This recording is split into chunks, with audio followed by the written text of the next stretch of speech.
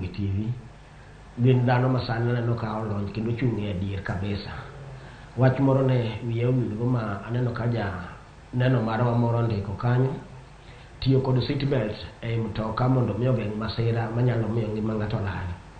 Ne oket chik ni mondo mi kata ka matatu oyudo lokruok kata olokore overturn apoya, to seatbelt maki e koma ok inyal wuok e koma ibet no medhe kama chielo mayud hinyruok.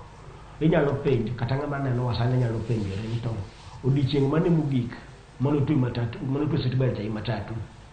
Ibro yudo ni jowa ng'eny gi tiyo ga mana seatbelt kinyiso gi ni kara wako mbele funga mshipi tena watwe ne police seatbelt. Erokamano ka duogo e penjo mari mar chal mar apaya.